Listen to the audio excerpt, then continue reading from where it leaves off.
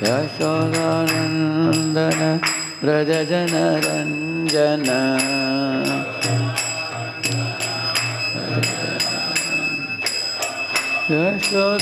Yashodanandana Vrajajana Ranjana Yamuna Tiravanachari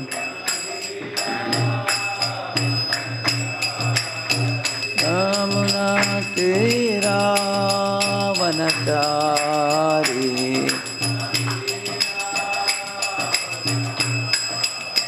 Jaya Radha Madhava Kunda Vihari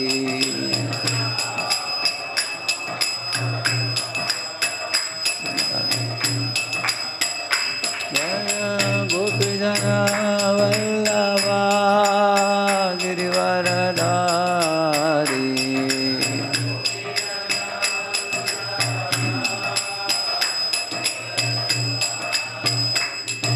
Sodanandana Brajajana Ranjana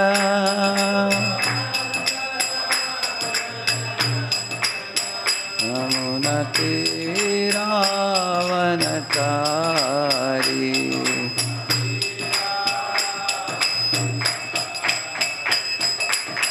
Hare Krishna Krishna Krishna Hare Hare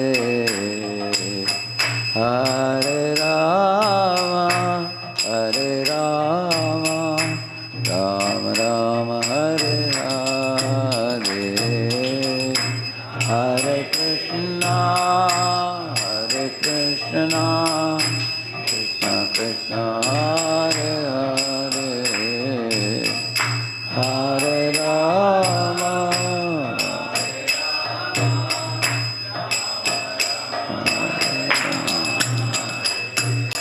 Hare Krishna Krishna Krishna Hare Hare Hare Rama Rama Rama Hare Hare Hare Krishna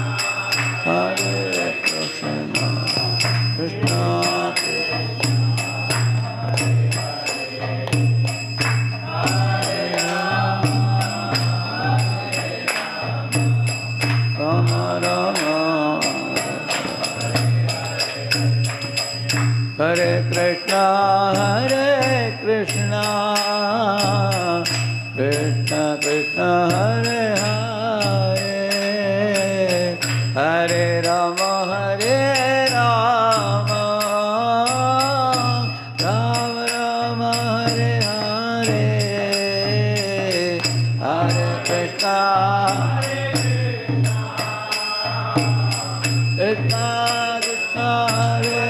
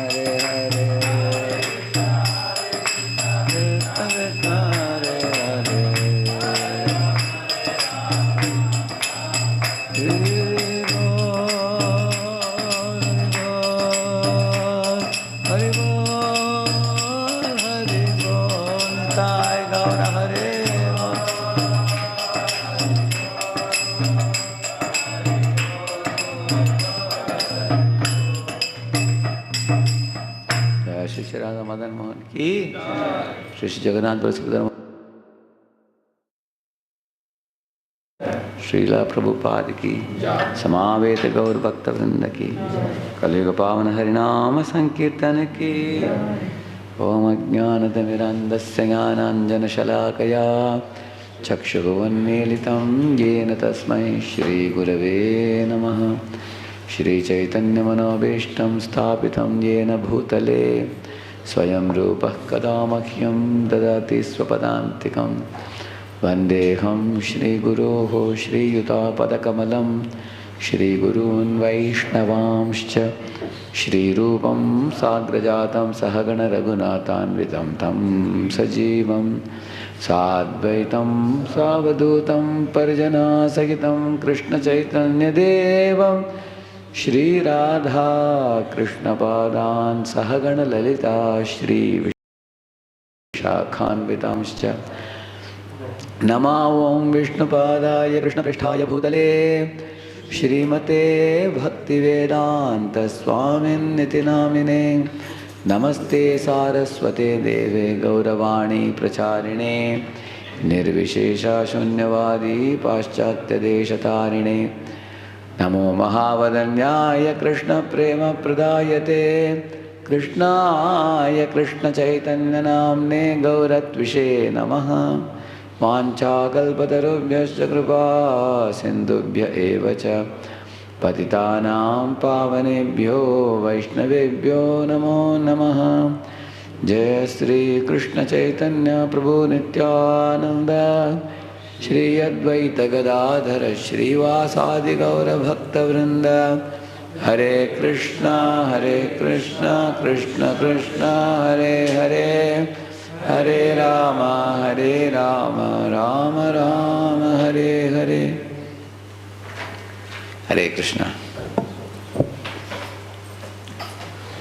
So, this topic on the morning program is not just about merely the ritual of the morning program, where we rise early in the morning and we come together and we perform the Mangalarti, Narshingarti, Tulasiarti and Japa.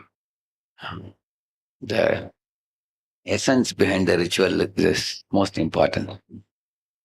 Just like in our chanting of the holy name japa, there is a mechanics of chanting and there's a spirit of chanting. The mechanics of the chanting is, the sitting posture.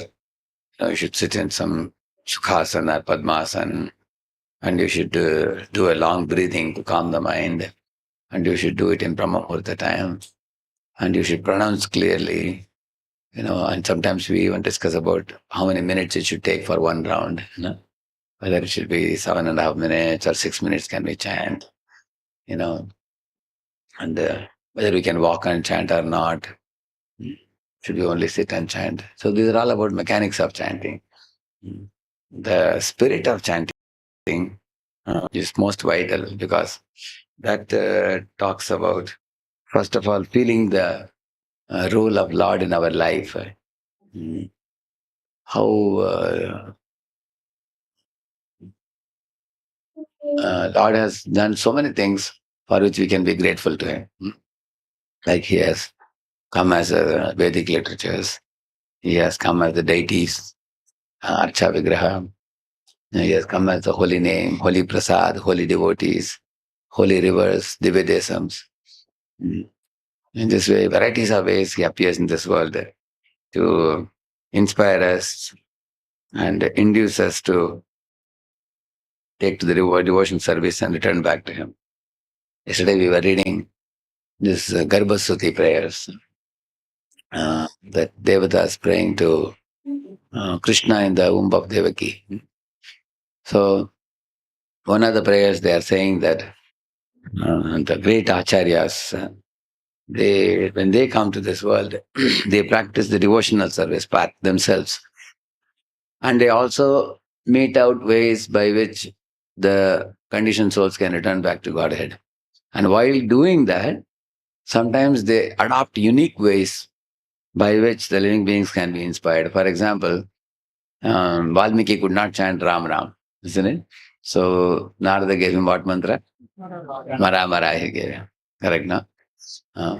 Similarly, uh, Prachina Parishad was not inclined to, spirituality.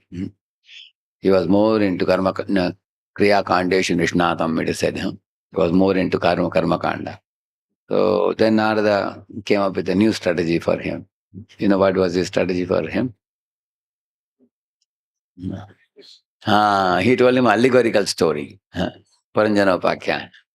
Because Narada thought, because he is not going to take to spirituality directly, that's why it's a parokshvadam, mama priyam, Lord is saying in the 11th canto. For there are people who have their mental impurity of karma jnana yoga. Karma means proprietorship mentality. Jnana means enjoying mentality. And yogi means controlling mentality. So these three impurities don't let a person take to the simple path of bhakti yoga without any reservation. So Narada understood, he is having that fruity mentality. So with that fruity mentality, it blocks one from hearing with great transcendental faith. So what he did, he gave him a allegorical story, isn't it? Paranjanopakyan he gave. Similarly, when Narada went to Haryashwas, Shaulaswas, who were in Narayana Saras, he saw that they were pure souls, highly intellectual personalities. First, 10,000 of them, Haryashwas. Later on, Shaulaswas, 1,000 of them. So Narada thought, these people need something very enigmatic. Enigmatic and something that is thought-provoking. Like sometimes you see people doing this crossword puzzle. You have seen that? Sometimes even a couple of hours they spend doing crossword puzzle because it gives some kind of thrill to them, finding out the appropriate letter in each box.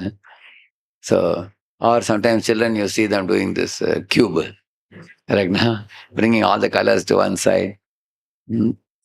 Or sometimes kids play this chess because they observe for a long time know how to checkmate the king, correct? No, it involves your this thing, thinking brain. So similarly, these fellows were very intellectual fellows. Narada then told them some analogies, very thought-provoking analogies. There's a hole in which one goes and never comes out. There's like that many things he said. That's a double-faced thing, object rotating, and many things like that. He spoke many enigmatic things. And then he told them, if you know all these things, then you will attain perfection. And then he didn't even give any explanation. He just went away. But these fellows were so intelligent. They understood everything and they renounced everything. And then they became great renunciates and devotees. So Narada, you see that, like we say, different shloks for different folks. We say, no? You adopt a different approach. Like you say, Dhruva Maharaj, when he met Dhruva, initially Dhruva, expressed his inability to live like a Brahman. He said, I am a Kshatriya. So please give me an honest path to attain an impossible goal. I am ready to pay the price, he said. But you're a young boy. How will you go to forest and do and all those things? But he saw him very determined. And then Narada understood that this Kshatrata is very strong in Dhruva. So I read this in Iyengarji's Core Yoga book. He writes about this. Who needs Ashtanga Yoga? One who has a very strong Kshatriya propensity, adult propensity. So they have to do this Yama, Niyama, Pranayama, and Asana. It's called Hatha Yoga. Hatha Yoga is to subdue the body. Like you may be knowing in Vrindavan, they do this Dandavati Parikrama, they do that. Why they do? If somebody's body and senses and mind are adamantly geared towards sense gratification, with any amount of good sermons, it doesn't sink in. Then they do this Dandavati Parikrama to subdue the body. Repeatedly offer obeisances. Some people even keep like many 108 stones also. You've seen that? One they put like this. My Lord, even once doing is so difficult. And they do for probably months together, I think. Is that it? And how much it must be paining, back pain or whatever. So, because sometimes the body is so adamant, one is unwilling to listen. One is like a, what do you call it, determined thief. Repeatedly we do the same thing. So therefore, it is similarly, Ashtanga Yoga is given for subduing the senses and mind and making them very calm, cool, collected, and focused. So yama niyama is a do's and don'ts, and pranayama is for calming the mind, and uh, asanas is for controlling the senses, and pratyahar is the uh, counteracting the tendency for accepting food that is detrimental to us through the five senses. We say no, that ichai gosai jar muitara das tansabara padareno mara panchagras. Panchagras means from the shabda sparsha rasarupa gandha. So the controlling that input, that is pratyahara. After doing all these things, then comes dharana, dhyana, samadhi and all. Correct, no? So he gave him that path. So although Dhruva initially was like very adamant and he was coming in a revengeful mood, because of two things. One is becoming affectionate and attracted to Narada, and faithfully are accepting his instruction. Plus, adopting this particular path, he could subdue his senses and mind. How many of you have seen when you go to preach and sometimes IITs, NITs and all, sometimes you give a talk and the boy will ask a question exactly opposite to what he spoke. Sometimes, why not? Like we say, we should submissively hear. If you say, in Avarohapan, why not Avarohapan? Correct, na? Why not? Figure out ourselves. Why do you say we have to hear in Guru Parampara? Correct, no? Then we have to talk about the four defects. Explain about the four defects and everything. Many times, sometimes there is that intellectual blockage. Either it can be intellectual or it can be passionate. So these things, therefore Narada is giving different route to different people. Different people like that. So, similarly, Prahlad. Prahlad, he directly gave him Shuddha Bhakti when he was in the womb of his mother. Correct, no? He just spoke about Bhagavata Dharma to him directly. He was in a receiving mood, receptive mood. So he could give Kayadu. That is also again very, very innovative. Why innovative? Because we have never heard that somebody preaches to a child in the womb. I was telling once that we go to working boys, but working boys sometimes, the college days they have got spoiled. Then we started with the college students. We see the college boys get spoiled in second, third, fourth year. So we thought we'll catch them in the first year. But then now in the first year only they are spoiled. Because then we found out now there are students even in 8th, 9th standard they get spoiled watching all this smartphone, and their impure association, boys, girls mix very freely. Then I was telling we should start the tuition center teaching to children. Even in then I started going to school 6th, 7th and 8th. 3 standards I was taking for 3 years. I was taking classes to see how those children are. They are very, very pure. They are not yet spoiled in this thing. But now, as the age is degrading, even they are getting spoiled because of certain children, not all. Some bad children spoiling the other children. They are a little innocent also. At the same time, they are induced to do wrong things by peer association, even in 5th, 6th, 7th. So we were wondering then when to catch them. Narada said, catch them in the womb only. Maybe they come out also. One step before the womb is Garbhadan, correct, no? Garbhadan Sanskar.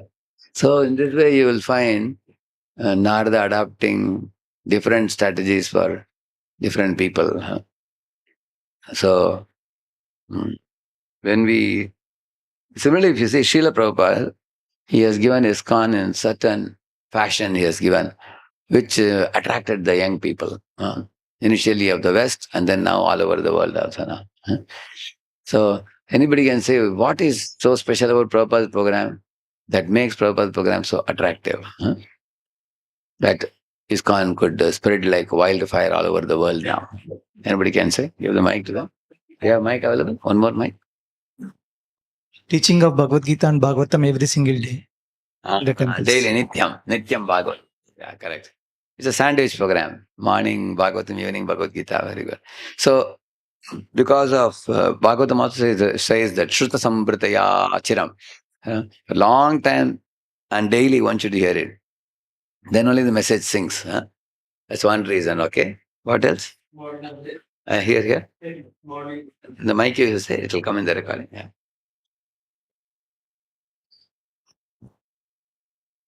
Morning program So what is attractive in the morning program for people?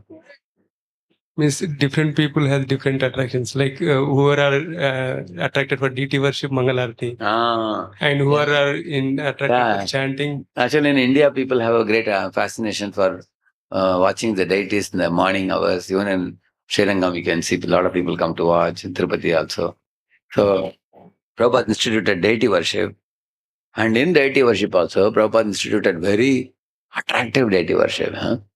Like you can see generally in many of South Indian temples, the sanctum sanctorum is not easily accessible. The pujari will show the arati lamp and the face of the Lord, chest of the Lord, and hands of the Lord, and lotus feet, navel of the Lord, and lotus feet of the Lord. But only when he reveals it, we can see it. Whereas in ISKCON, you find Prabhupada had very bright, brilliant lights for everyone to see the deity.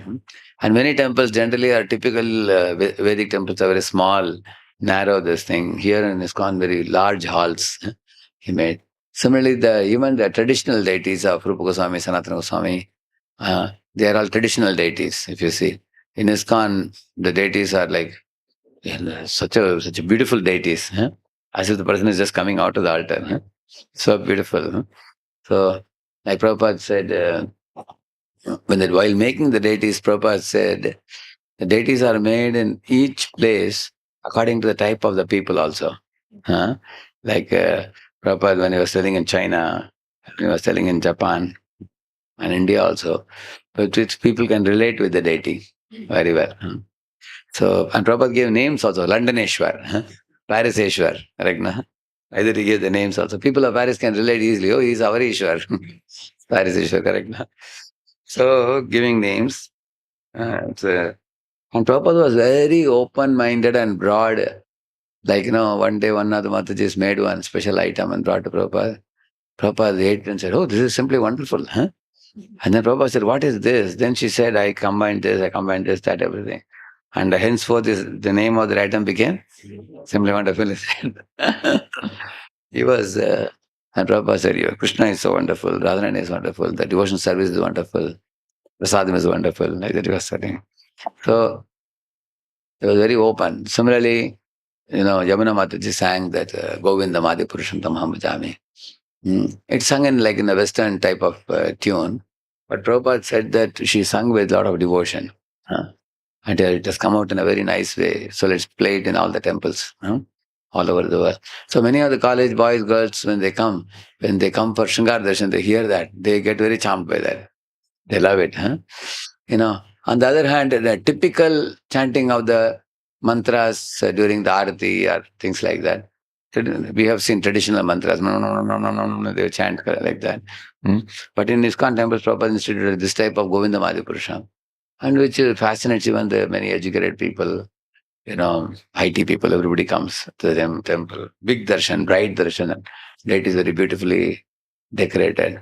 Not only that, there is abundant service opportunity in our temples for making dress for the deity, outfits for the deity, ornaments for the deity.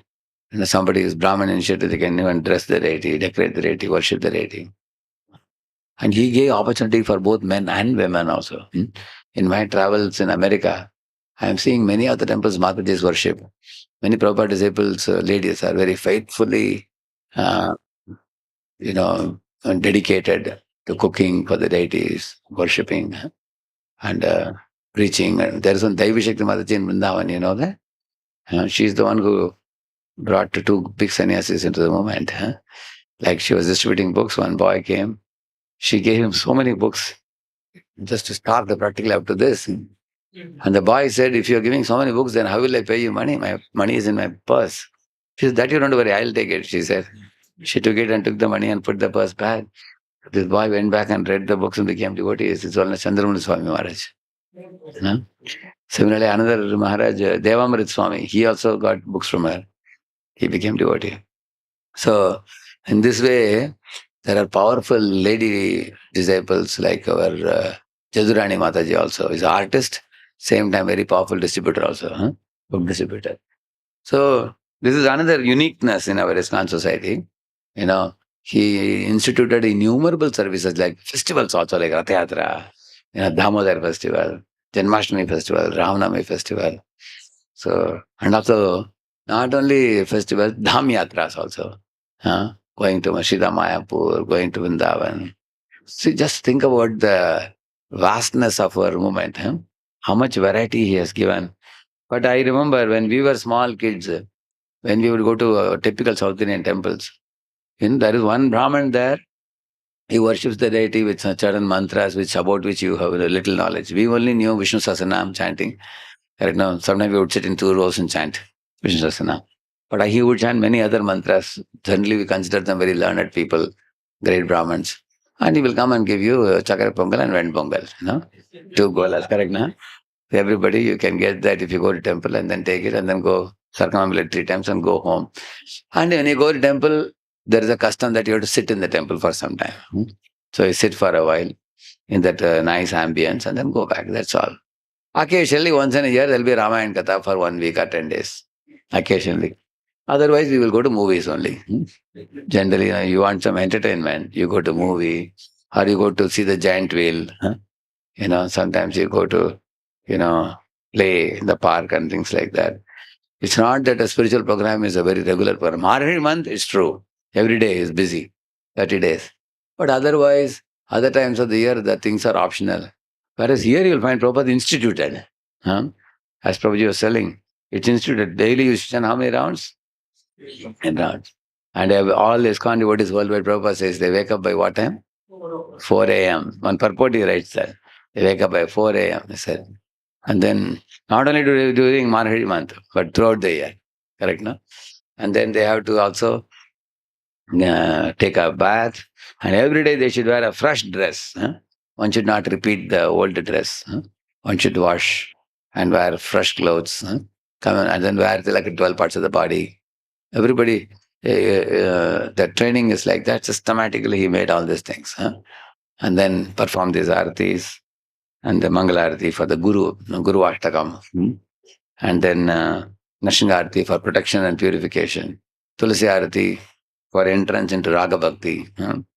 And then chanting japa, the whole Shikshashtakam, which is like the sum and substance of all the Vedic literature, is there in Shikshashtakam, Lord Chaitanya's prayers.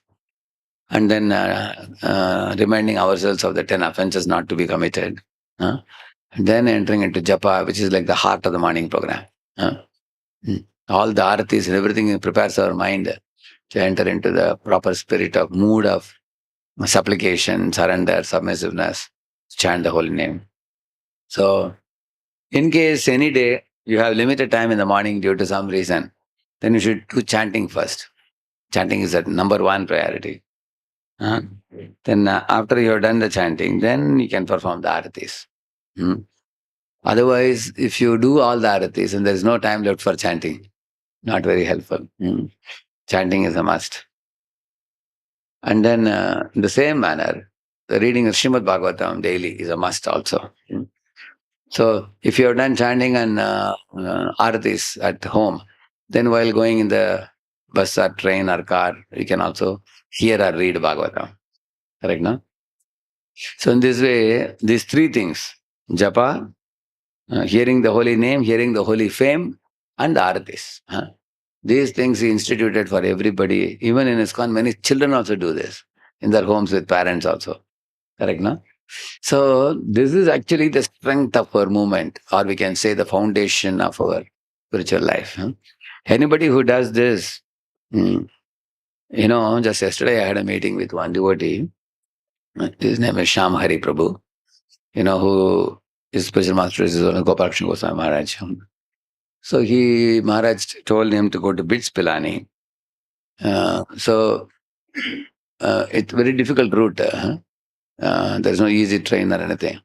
So there he went, and then in the college, Maharaj arranged for him to give a Bhagavad Gita course, 42 session course, Bhagavad Gita.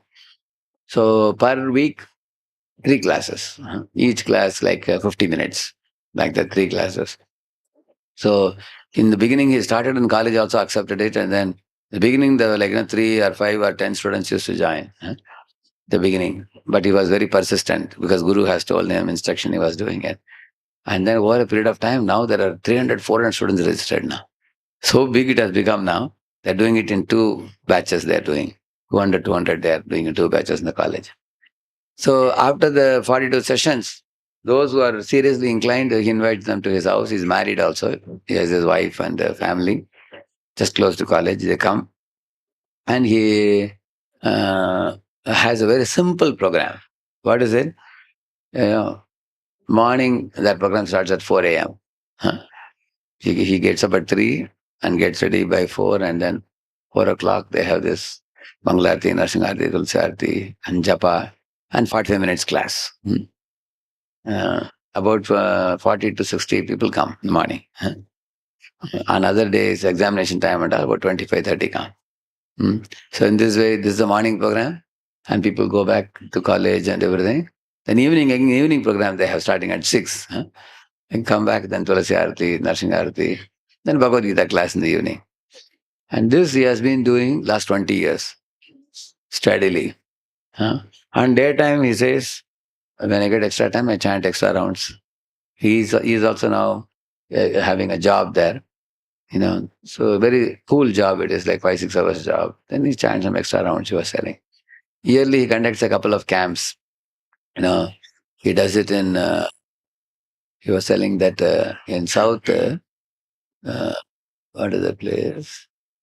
Kanchipuram, I think. Correct, Kanchipuram only. Why he is doing Kanchipuram, he said, in Kanchipuram, people are awake at 3 a.m., he said. The whole, even women can walk on the road because all bright lights. And man, woman, everybody is walking on the road from 3 a.m. So he said, whenever he does camp for his group, there is no anxiety because people can easily walk down and come. So they have 2 levels of people. The junior level is 100 devotees and seniors are 60. So 2 weeks he stays there only. 1 week he does for the juniors, 1 week for seniors. And he does, so there what is the program? Morning like 3 hours of Bhagavatam, evening 3 hours of Bhagavad Gita. And the 4 books of Prabhupada, which are used for the Bhakti Shastri. So in the daytime, question answers, discussions, talking about everything. So he was telling that I have kept my program very simple without much complication. I didn't expand also too much. He said, the whole idea is what? If this core group of people are doing well, then I asked him, how do you solve the, family issues, problems and everything and all? He said there's hardly any, because people are very strictly sticking to the morning and evening program, he was saying. And he said, then I asked him, what if some grihasthas are not very strict, they are very casual and everything? He said, I don't take them only, he said. He said, all over India, wherever his people are there, they have to follow the same pattern, morning and evening program. And he tells them, yes, you can practice on your own, but you are not in my group. So he has a fixed number of people. And he said, I am not ready to make it 500 and 1,000 and 2,000 and 5,000 and all. What is the use of having a huge number if people are not properly practicing spiritual life? Then, and then he said, some of his people who became strict when they go abroad and all, they teach the same style. So initially you attract quality, then quality attracts quality quantity also. So you will see there is one Leela Purushottam Prabhu in IIT Mandi. He also has a similar style program. Is it, before him, Okay. Correct. He came out of that, Okay. He's also similar style preaching, yes, morning, evening, yes. Nowadays he does this, learn Gita, live Gita, I think. He does. School also, BGIS, yes, yeah, correct. IKS, Indian Knowledge Systems, yeah, correct. So, that the point is, you will see in ISKCON devotees who are very strict about, performing this Prabhupada's program. And without compromise, sleeping early, rising early, and understanding the spiritual weight of these programs. Now, they are people, in my observation also, very peacefully situated and very focused and not allured or distracted by too many kinds of things of this current day world. And on the other hand, those who compromise in the morning program, those who compromise on daily study of Gita, Bhagavatam and all, I observe that they are the ones who write long mails saying that, Prabhu, I am disturbed by porn, and I am disturbed by this, and financial crunch, and I am disturbed by insecurity, seeing other people, climbing the corporate ladder, I am, I am having a quarrel at home, and I have this problem, I have that problem. So many things nowadays. What is big up outside world, even within the devotee communities, also becoming political and becoming quarrelsome, and so many problems. All this is comparable to smoke. Huh? So if you increase the fire, then the smoke dissipated. Like yesterday was Ekadashi day. So all day, nowadays, the devotees participating in 64 rounds has tremendously increased in our temple, because His Holiness Bhakti Prabhupada Bhagavat Maharaj, he does one Japashray course. He came and inspired everybody. So practically, 100, more than 100 or 150 devotees are chanting together, sitting. So you chant 64 rounds, you will experience mauna after that. Huh? Your propensity for prajalpa will be finished when you chant more and more rounds. Because the continuous chanting of the holy name, it just pulls you from the external world into the internal world. It pulls you in. You will not be able to offend anybody. You will not be able to blaspheme anybody. You will not be able to do prajalpa, useless talk and everything. Those people who are like chatterbox, who talk useless things, they are not sufficiently chanting. So in those days, there was one lady who was extremely offensive. Other ladies had made so many ladies cry. So her spiritual master told her, chant constantly. He told her. How many rounds? Don't even ask how many rounds. Chant constantly. Your mouth will not have any freedom to speak any prajalpa. Correct, no? More we chant like that. So this is actually the beauty of Prabhupada's movement. He has instituted such a good program. On one hand, such an intensive program for spiritual strength. On the other hand, such a colorful variety for even touching and pleasing the heart of even modern day people. Like, for example, now Jagannath Rath Yatra, such an attractive thing it is.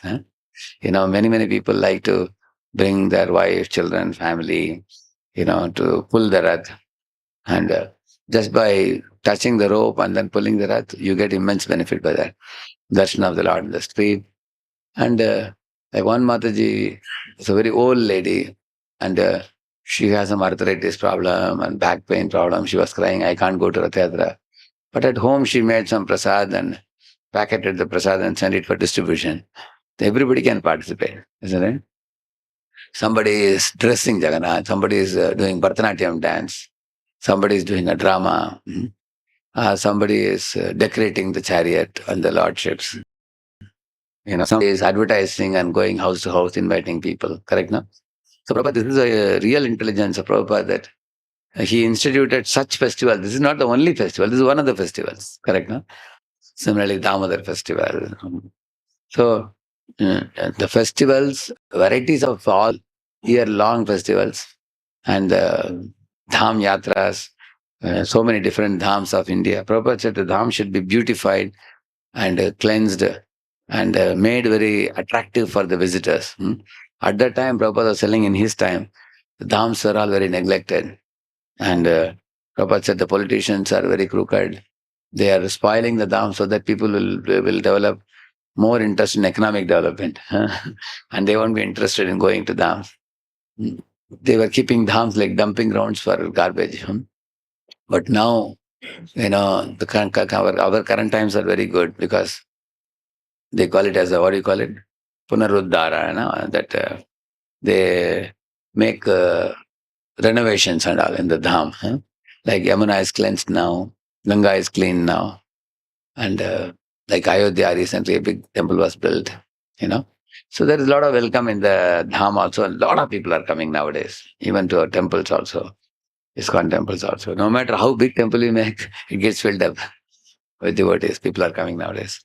So And also, in modern times, people are so frustrated in their jobs and life and uncertainties and wars and problems. So people are also that's another reason why people, extremely frustrated people, are looking for some peace of mind and relief. So they come to the temple, and that becomes a good platform for us to preach and connect them to Krishna also.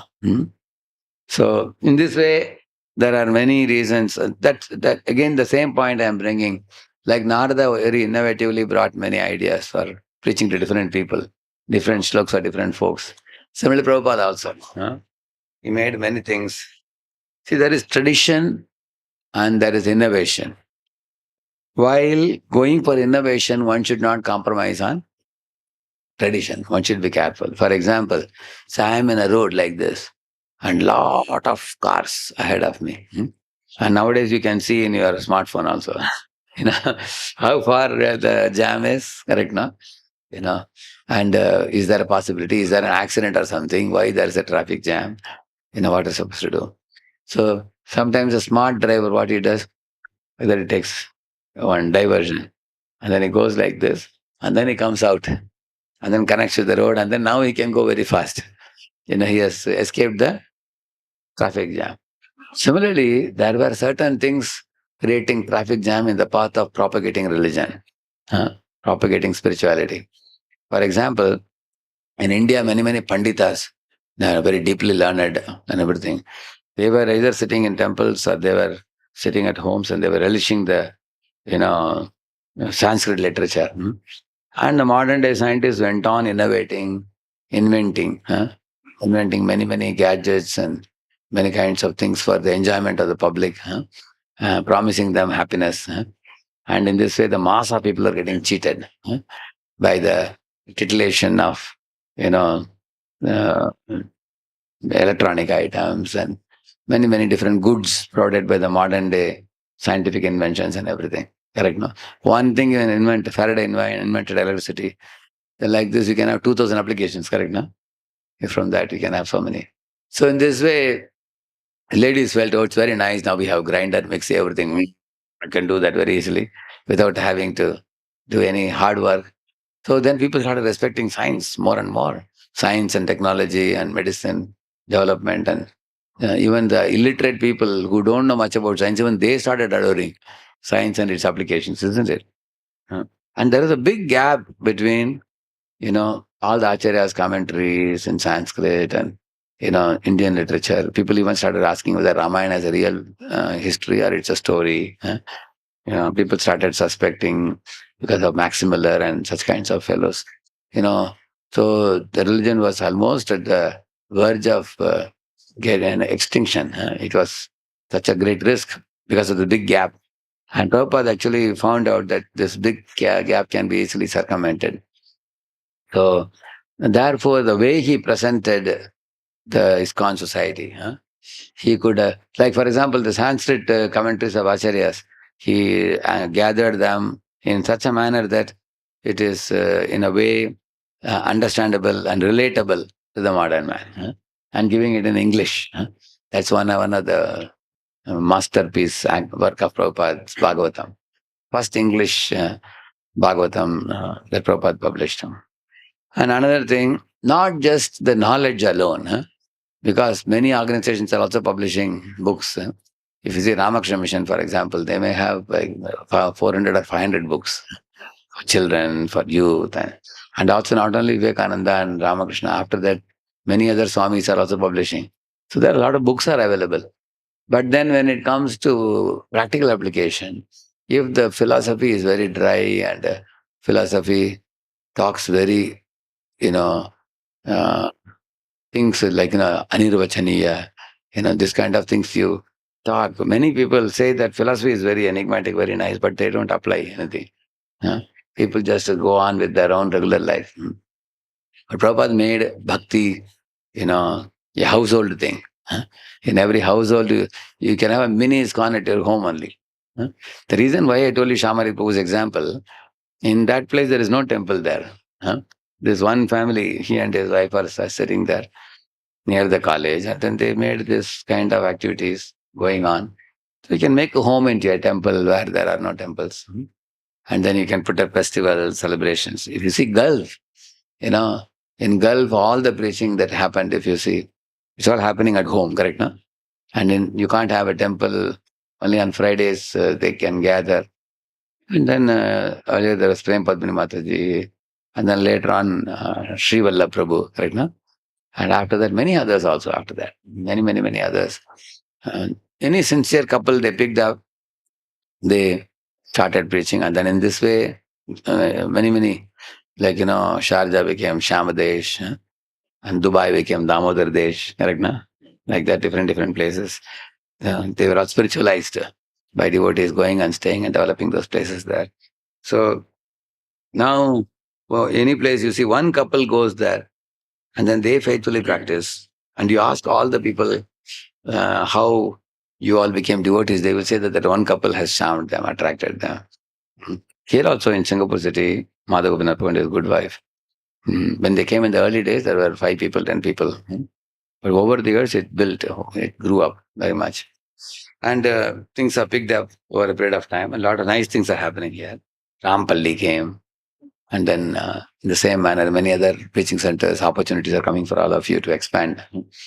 During this kind of expansion, certain parameters are very important. One of the things that happens in expansion, one of the reasons why we expand at all, if you ask, we feel that the whole world is suffering, and we want to see that every place has at least some small center where people can connect and become devotees. With that idea, we expand. But in the expansion, there can be compromise on our own spiritual substance. In expansion, in 1972, Prabhupada wrote that famous letter of, boil the milk. Correct, no? That Prabhupada wrote saying that now we have collected too much milk, and if you don't boil the milk and make rabadi, the milk will become very thin.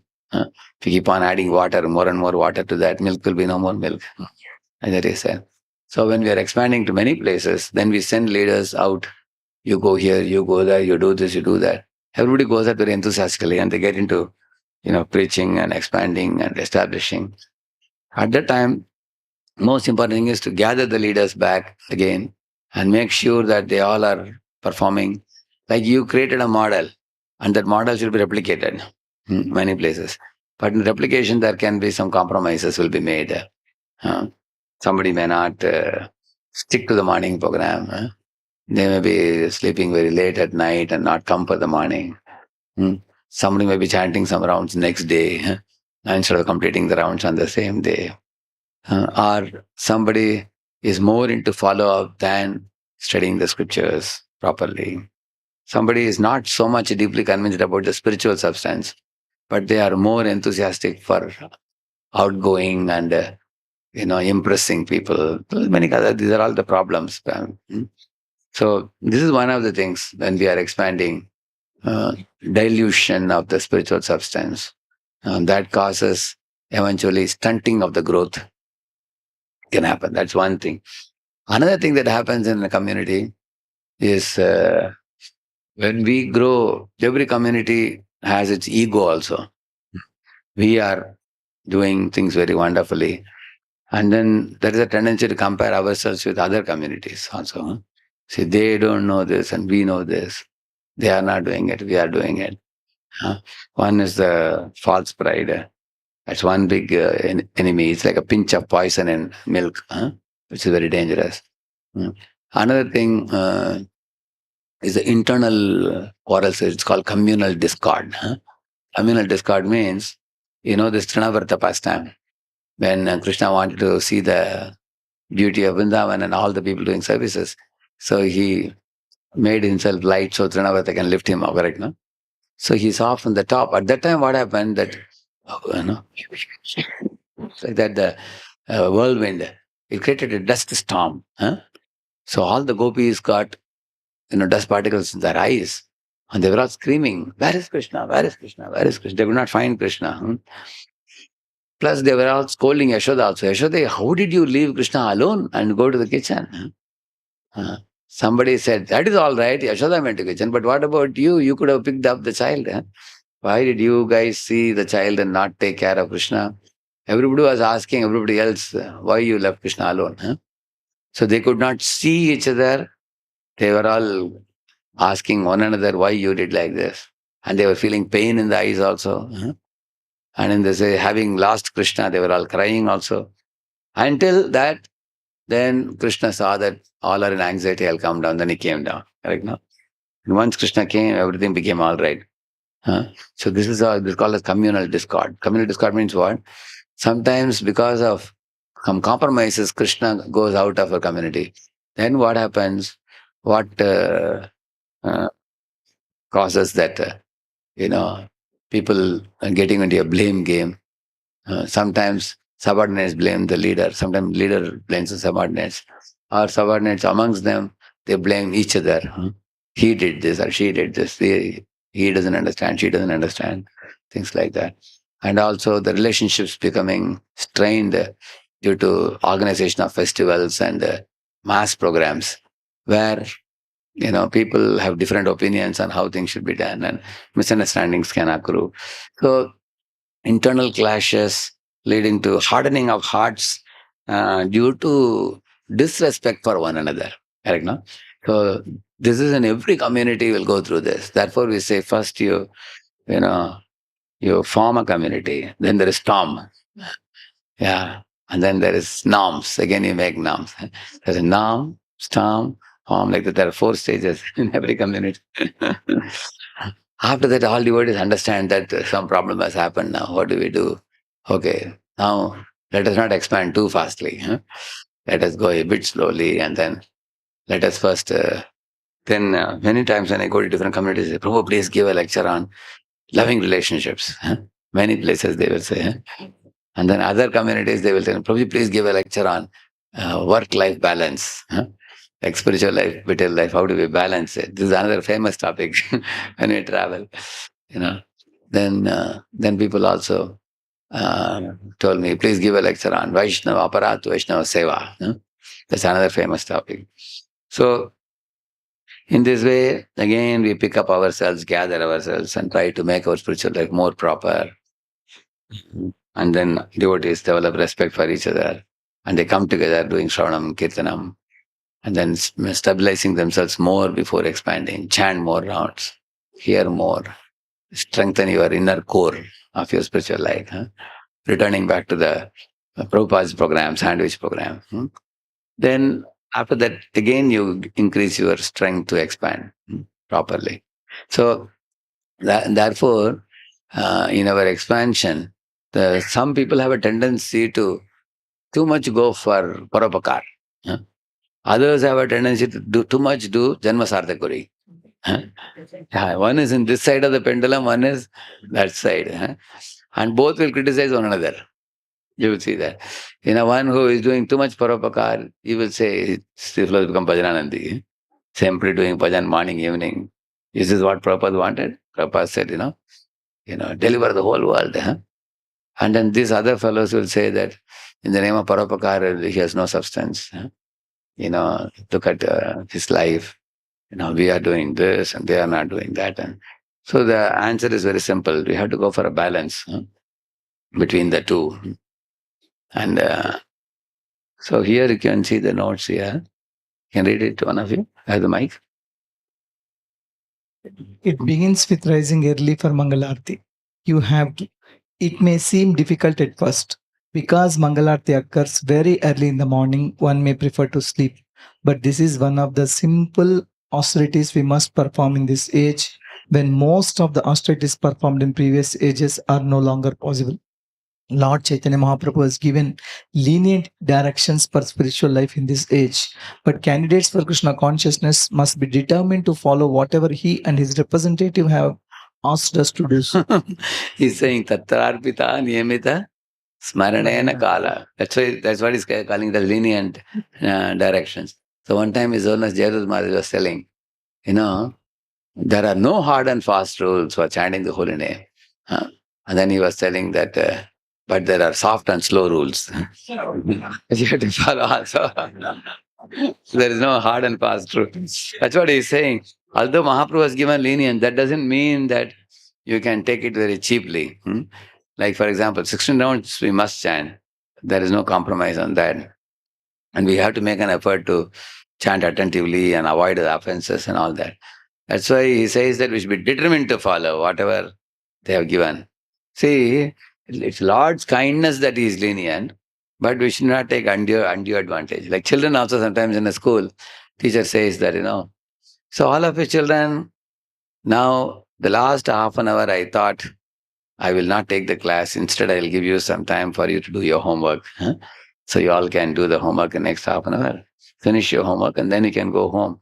So today I cancel the class to give you some extra time. Okay, bye bye. And teacher goes away. Do you think children will do the homework? They won't do. Everybody will run away, huh? Making noise. So, because they want to leave the school early and go and enjoy. Huh? So she is lenient, but the children are taking undue advantage of her lenience, correct? No? The tendency in the material world is if you tell them, please try for this, or at least this, or at least this, or at least this much, then generally living entities will go for which one? The last one. Huh? You want to do that minimum. Hmm? So that's what he's saying, but we should be determined to follow.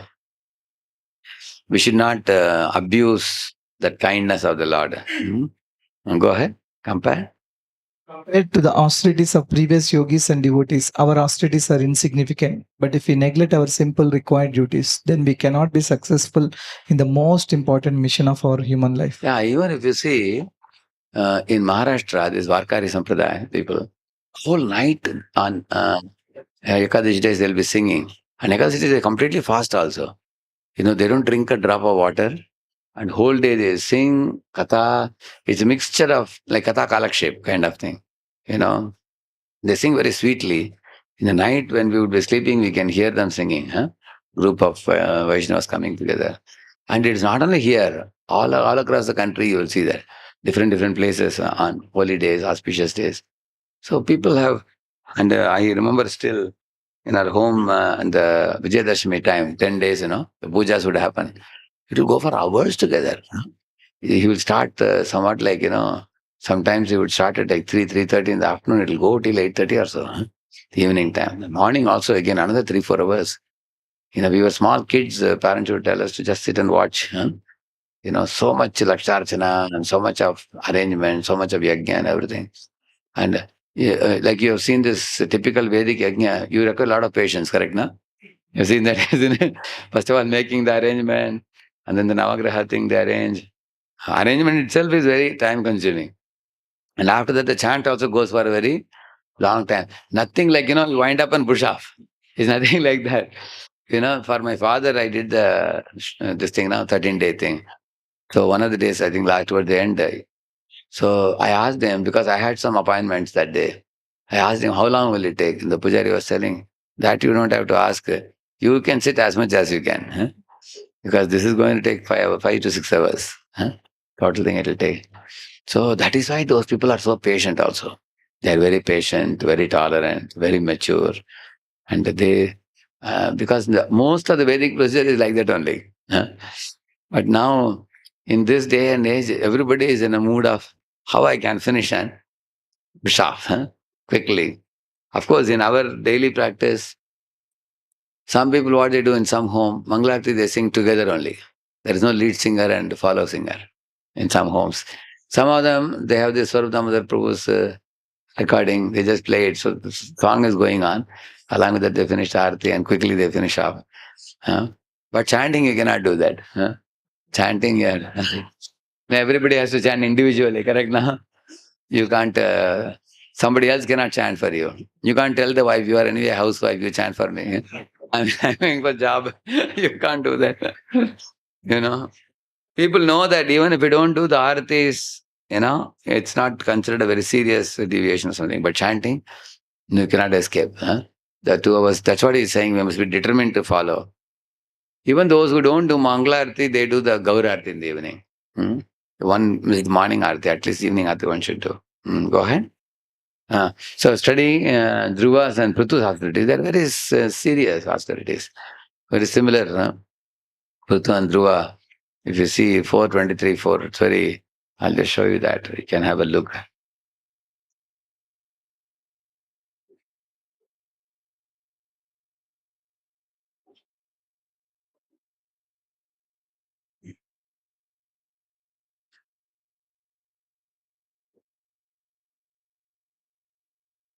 I read the translation. After retiring from family life, Maharaj Prithu strictly followed the regulations of retired life and underwent severe austerities in the forest. He engaged in these activities as seriously as he had formerly engaged in leading the government and conquering everyone. Yeah, that means as enthusiastic as he was as a king in conquering places and ruling the people, equally enthusiastically he was engaged in spiritual activities. Generally, you see, in material life, people are very enthusiastic. In spiritual life, they do the minimum. He was not like that. Mm. Like, for example, if there is a festival and feast, many people enthusiastically come in the evening time. You call them for the morning program, people are not ready. Correct, no? People say, oh, that's too much. So, in many places I travel, evening program, people throng in big numbers till night, 9 o'clock, 10 o'clock also. But morning, waking up, people are not that enthusiastic. Very few come. So, therefore, he's saying that he was enthusiastic for both. So, here Prabhupada is saying that after retirement from family life, it's necessary to control the mind and senses. This is possible when we fully engage in devotion service of the Lord. And then, see what he was eating? Read that. In the Tapovan, Maharaj Prithu sometimes ate the trunks and roots of trees, and sometimes he ate fruit and dried leaves, and for some weeks he drank only water. Finally, he lived simply by breathing air. Similar to Dhruva, correct, no? In this way, basically, one aspect of advancing in spiritual life is to not indulge in eating and sex life. These two things, one restricts, then that becomes a good platform for advancing in spiritual life. As a principle, everybody can adopt it. Like, for example, in Brahmachari and Vanaprastha and Sannyas, in these three ashramas, they all are renounced orders. Why renunciation is emphasized more. Like, for example, eating simply, sleeping on a straw mat, and avoiding sex life. So these are things prescribed. And in Grihastha ashram between 25 to 50, begetting a child, doing job, putting up a family, and responsibilities are taken. Correct? No one is supposed to do that. And in that also, if one is keeping the ultimate goal of life in mind, then one can do Grihastha ashrama very successfully. Such Grihasthas actually can keep the focus without getting distracted too much. Yeah. So that is about the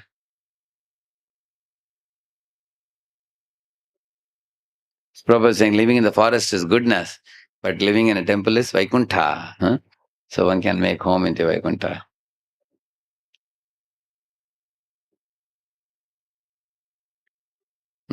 Here you see what he says, read that.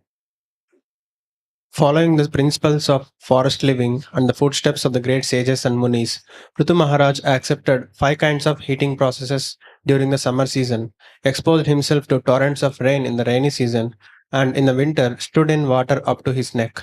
He also used to simply lie down on the floor to sleep. Actually, why these things were done? There is a katinatvam, mridutvam. We generally prefer which one? Mridutvam. Similarly, in the hot summer season, Ushnatvam, we prefer Shitatvam. Correct? No? Similarly, in the chill cold winter, we want Ushnatvam.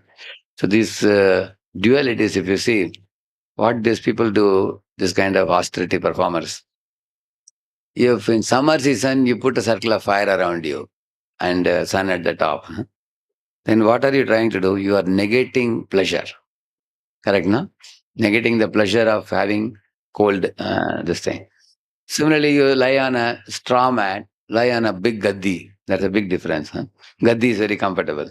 Whereas if you lie on a straw mat, not very comfortable. That means you are kicking away the comfort of the body. Similarly, kicking away the comfort of warmth or cold.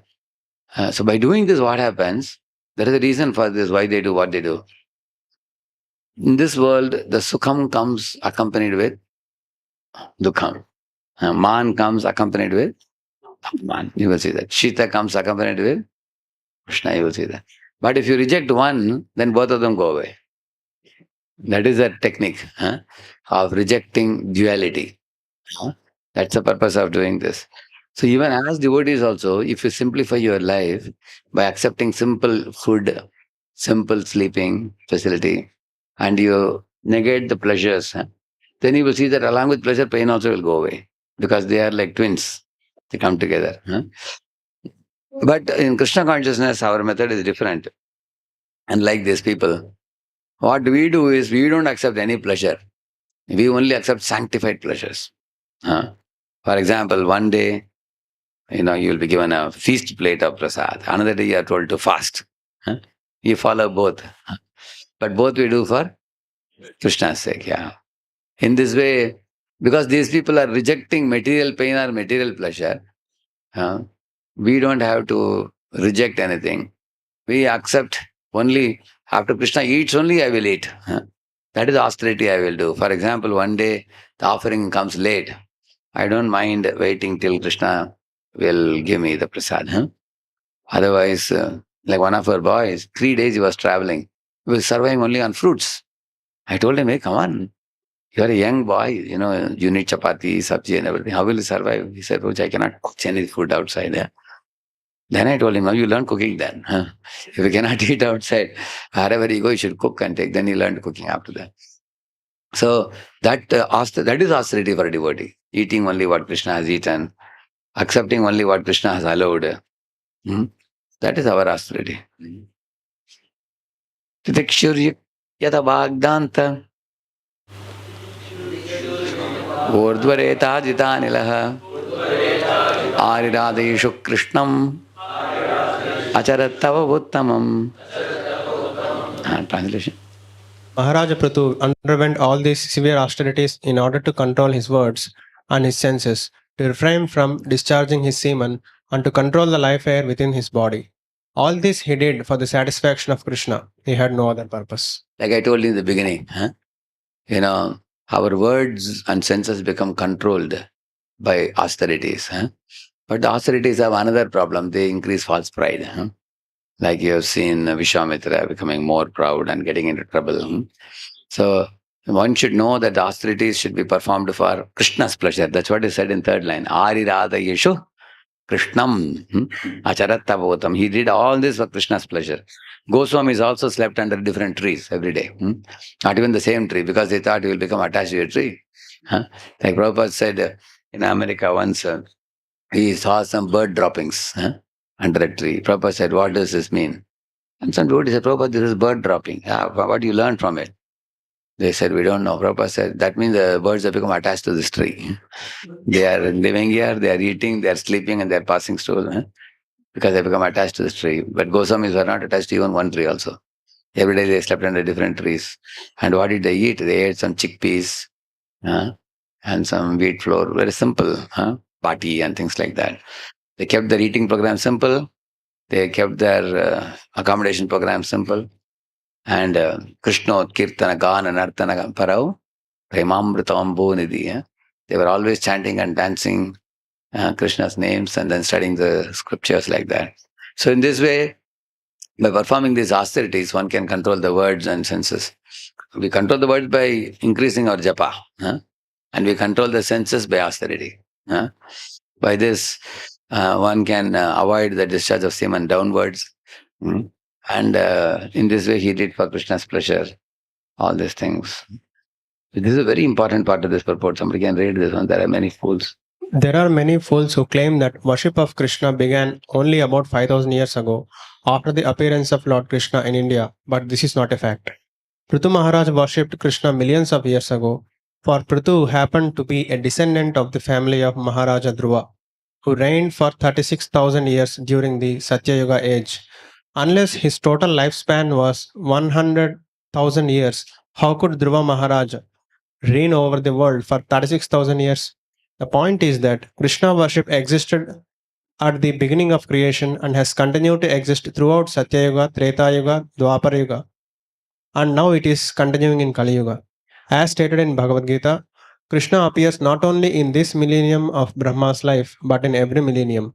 Therefore, worship of Krishna is conducted in all millenniums. It is not that Krishna worship began only when Krishna appeared on this planet 5000 years ago. This is a foolish conclusion that is not substantiated by Vedic literatures. So you can mark this purport and keep with you with people who think the direction movement is a new start. Some people think so many modern day, spiritual movements are coming across the globe. So some people lump us along with others. They say that, hey, what is this new Hare Krishna fad? This fashion they have started. So you can tell them it is not a fashion. Krishna worship existed millions of years. Like you can see, Savai Mana Krishna Padara Vindayo. Who is that? Vachamsi Vaikunta Gunanavarnane. Who is that? Amarish Maharaj. The same series of verses, it says Mukunda Lingalaya Darshane Drishau. That means at that time there was Mukunda Lingalaya, which means a temple where Lord Mukunda was worshipped. So these also Satyayuga, Prithu is also Satyayuga, both of them. In this way, these are Prithu's austerities. So, in the same manner, Dhruva's austerities are also similar. So, in Dhruva's section, there is one interesting word mentioned there, that by these austerities, Dhruva could reject the imaginary demands of the mind and senses, it is said. Why the word imaginary demands is said there? Many times, if you pamper your senses and mind, they tend to keep on increasing their demands. You will see that. The more you pamper, the more they increase. For example, you eat khichdi, you eat rice, dal, sabji, this kind of things. Simple chapati or bakri and things like that. Then the senses become very calm. Tongue become very calm. Now you give the tongue jalebi, for example. Gulab jamun, rasagulla, son babdi, shrikhand, this kind of luchi chini, puri bali. He says, so these things you give, the tongue gets titillated. And if you eat little, the tongue says, I want more. And the more and more you eat, then what happens there? These items actually develop a kind of, they create a hankering for more. Then you look for more of them, and it's not very good for the health also, eating too much of them. So one can take a little bit of these items. So those items which agitate our tongue and increase our hankering, they will actually weaken our austerities. Like that. Then we have other problems. We have sugar problem, we have obesity problems, and we have, many other health issues and all. Then we go to doctor, so much time, money also goes, bill for the doctor also, time also. Actually, if you eat simple, the body functions very smoothly. You will see that. Simple, those who eat, motion is smooth, body is smooth, and the agitation and all goes away. But if one is going to titillate the tongue, therefore, it is said that Dhruva Maharaj, by austerities, he rejected the imaginary demands of the mind. One example of imaginary demand I will tell you. Say you just now finish your lunch prasad, like that. You have a, what do you call that? Dakar. Belch, yeah, belch. You did that. It's full now. Somebody comes and shows you one son babdi from Giriraj. Prabhuji, just now I'm coming from Vrindavan, is giving everybody one piece. So generally, what do we do if somebody gives? We can take it and keep it, elsewhere, and then later on you can take it. Maybe another time of the day you can take it. Or you can just take one pinch, not to say no. Prasadam should not be rejected. Prapta matrena bhaktavyam. As soon as you get it, one should take it. So a little bit you can take. Like when my spiritual master, somebody brings Balaji, Prasad or anything, so he will offer obeisances and then he will take one pinch and then he will pray like this and he will thank them and he will say some words about Balaji. He will do that. I've seen him. But generally imagine you take a whole Balaji like that. Thank you for the Prasad. Then that is imaginary demand. Correct, no? Because just now you have finished Prasad, already stomach is full. Eating one more, is it good? That's what he's saying, that in this way austerities performance actually it stops the imaginary demands. I read that in Krishna book. In the Krishna book, Srila Prabhupada describes how the young students in the Gurukula practice the austerity of rising early at the bidding of the spiritual master. When a bell is sounded in the temple, they immediately rise, and after finishing their morning duties, they sit down to study the Vedas or chant Vedic mantras. Early rising and obedience to the Guru are basic regulative duty. This is described in the Nectar of Devotion. Yeah, in Gurukulas, you will see children are small when they join. So Guru is the first one, Acharya gets ready and then he rings the bell and immediately children jump and they take a bath and come and sit together and recite the Vedic mantras loudly, Veda Ghosh. They do that. Now, in our temples also, early morning, if devotees can rise and chant the Bhagavad Gita, Bhagavatam verses early in the morning, then they can memorize the verses very easily, reciting them early in the morning. Similarly, coming for the Mangalarati, we have even attendance and all in our temple. But what happens over a period of time, there is no one guru or acharya waking them up. We have system. Somebody is manager, he wakes up. Somebody doesn't come on time. We have Mahamantra writing also, we have all that we institute.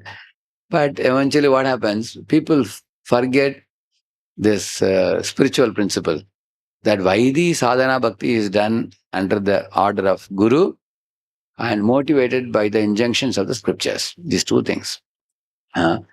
Actually, why am I getting up in the morning? Because my guru will be pleased.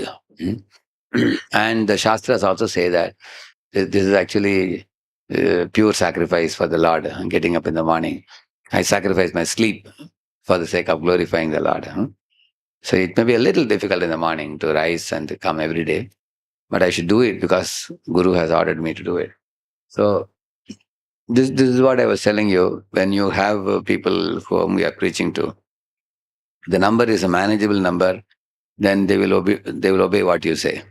When the number becomes double, triple, very huge, beyond your capacity, because you also become super busy, they take undue advantage of your being busy. People will not follow. You call for the morning. If we don't come, what are they going to do? Yeah? Because spiritual life is based on inspiration. It's based on self motivation, and you can't. It's not like a company. They can show carrot and the stick. We say, no, you can't dangle a carrot. You can't show a stick. Spiritual life is based on inspiration. So therefore, many leaders also feel that you can't chase after people. Chhod to jab aane do. They leave. And because of that, what happens over a period of time, when people who compromise on morning program and their proper spiritual life, they will bring problems. They will bring problems and they will lead the time and head of the leaders, you will see. And the problems increase in such communities. And then when the problems increase, and solving the problem takes enormous time because they create problem right now. For example, they get into some monetary problems. For example, they started some Govindas and some mistake happened in running the Govindas, a lot of losses happen. Then everybody's attention goes in setting right the monetary crunch, a problem like that. Or in man-woman dealing, somebody did some blunder because of lack of spiritual strength. Then all attention goes there to sort out and that kind of problem. Or some devotee became a victim of anger. Then he said this and he said that, and they are fighting, and he formed a group and he formed a group. Both groups are fighting with one another. Let us see which group is more mighty. Then you find lot of energy time goes. Then all our preaching time goes in problem solving. So there is not much preaching. Preaching takes a back seat and the problem solving takes a front seat. And in this way you find the community becomes a trouble to community and becomes a big problem. Therefore, one of the easiest ways to eradicate these problems is that we keep the group small and a very obedient group, a submissive group, like your all leaders group is coming together like this. In many places, they find it very difficult to even bring the leaders group. Because leaders are saying, what is the need for this training? We are busy with our own people. Like many Bhakti Vrikshas you expand. Say, for example, you have got 50 Bhakti Vrikshas you have in the city. You say, all 50 of you monthly once, you should come for 2 hours, we have a training. They will say, no, you just give me the Zoom link. We will relax in our, like Narayana is relaxing in a snake bed. we are in that posture. All only black boxes you see. Nobody turns up for a physical program. So then the leader is worried. Prabhu, if you call for training, they don't come. Generally, people ask, okay, we will come, but who is going to teach us? Who is coming? You have to bring somebody from another planet. Only then they will come. See, you sometimes bring Gauranga Prabhu, sometimes Amarendra Prabhu, sometimes Amogila Prabhu, then big crowd comes once in a while. Other time people, everybody want to run. So then they are not willing to take training. At the same time, they want to expand their group. You can imagine what will happen. It's a sure short recipe for damage. Correct? Na? Because what happens when you are coming in the group of leaders, you get to meet equal friends and seniors.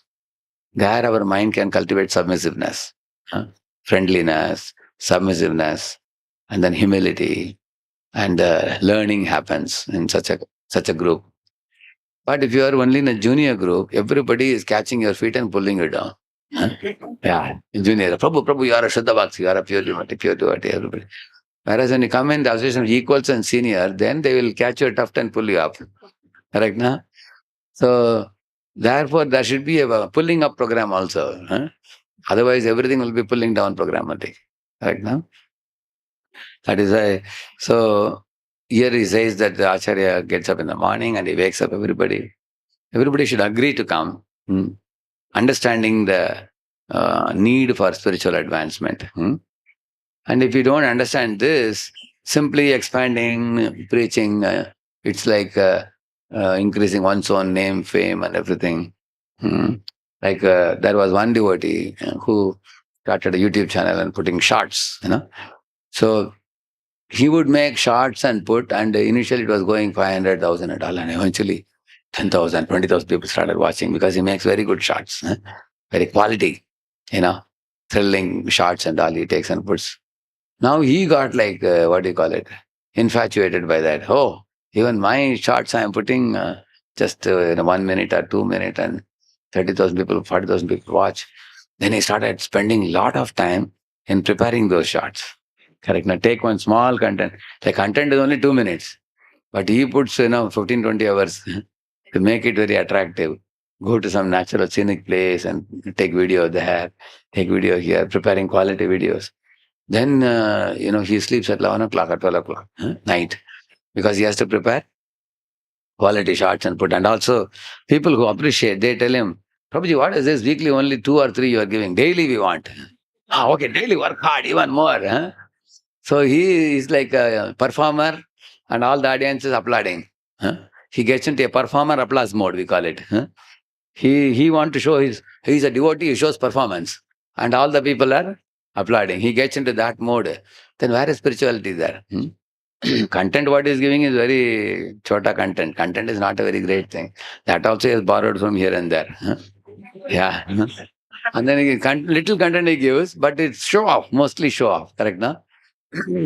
Now, because of late night, he's not coming for the morning program.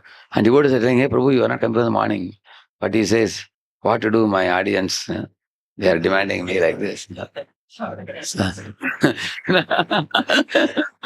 Isn't it? So this is how the degradation in spiritual life comes. So he is driven by fruity mentality. You can see that. Bahulayasam makes enormous hard work, he says. Sahankarena, he says, because of false pride.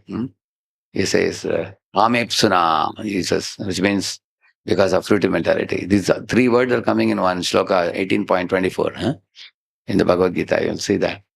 So, similarly, 18.38 also says that in Rajoguna, initially it is very thrilling. Subsequently, it's painful. So subsequently, this devotee is finding himself, alas, my morning program is finished. I'm chanting all day. I'm unable to complete the rounds. He wants to chant. He's chanting the round. Some devotee is saying, Prabhuji, in the shots you told me to make, one modification, I haven't doubt. Okay, show me in the computer. He's looking at the computer, Hare Krishna, Hare Krishna, Hare Krishna. Till the computer opens, you keep, what kind of chanting is there? Simply, it's not chanting, it is cheating. So, actually, we all have to observe how I am performing my spiritual activities. How am I chanting? How is my consciousness in the morning program? So we have to keep our spiritual and material life pretty simple, keeping Krishna in the center. And like I was telling the Shamari Prabhu, he just teaches from the books, 4 books, and they go repeatedly again and again. These 4 books. And he was telling that these 4 books and the first canto of Srimad Bhagavatam. If you teach this to people, then rest of the books people read very easily. They are based on these things only. So otherwise, in the modern times, so many new things have come: Facebook, Twitter, and Instagram, and WhatsApp. Sometimes people make this, WhatsApp group of people. Eventually, it started with 50 or 100, it became 500, became 600, 800,000. And then you call them for a Zoom japa in the morning, and you find so many people joining. Sometimes 100, 200 people join. And then you are having your hand in your bead bag, but your attention is, "Oh, yeah, gaya ki nahi hai? Huh? Has he come? Prajay, he was there. Where is gone now? Huh? Escaped in between. Huh? He showed his face for 10 minutes and went away. Huh? He comes. Then you are getting into a, attendance program. And what kind of chanting can we do? We have to be very careful. What we should do in Zoom japa, you begin Zoom japa at a certain time, and after that the screen is black, which means, yeah, you don't have to worry. They have come. And toward the end, again, last 5 minutes, again, switch it on and see, sab log jinda hamare hai, they are they alive? Huh? Are they still there or went away? You may see that. But your chanting was very good. Why? Because that is not your focus. You just get into your chanting. Chanting is not a very easy thing. Chanting requires a lot of energy. It's a type of work it is. Just like you draw water from the well or you lift the bucket. Similarly, chanting also requires, to hear the sound vibration, we need to invest some amount of attention and energy and all in chanting. If you are going to be distracted by such things like Zoom japa and other things, then looking at different people, no good. I'm not against Zoom japa. Many people are successfully doing it. But I would say that in between your chanting, you cannot divert your attention.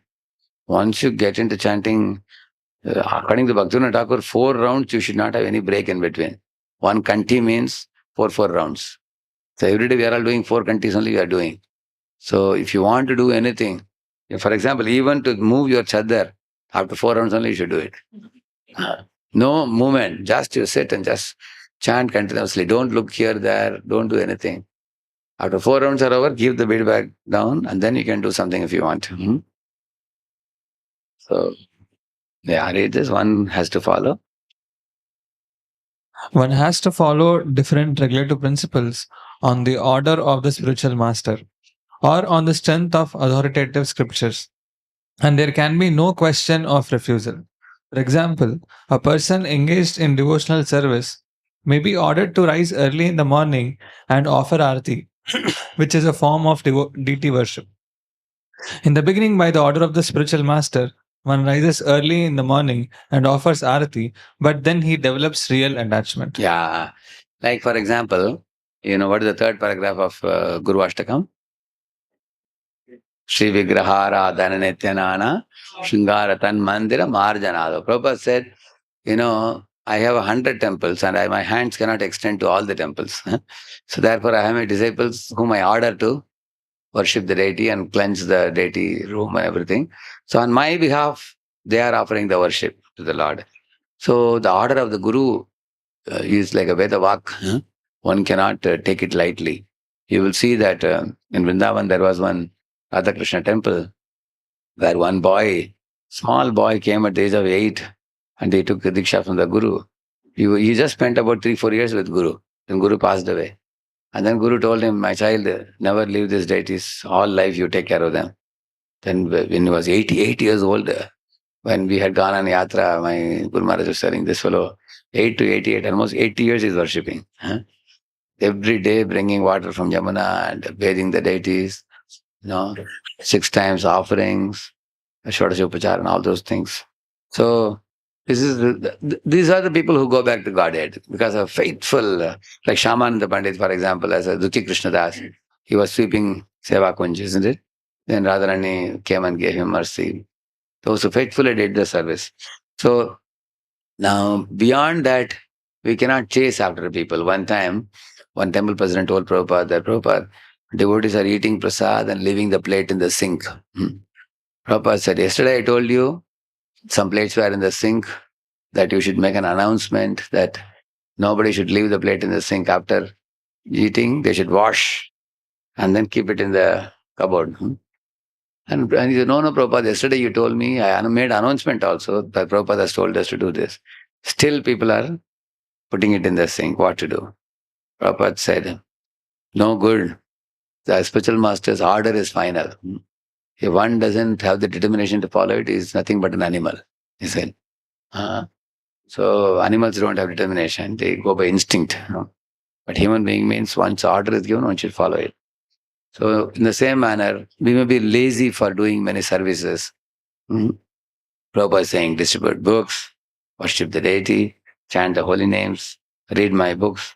So these things cannot be told 100 times. One should take them to heart. Those who take them to heart, they only flourish. Go ahead.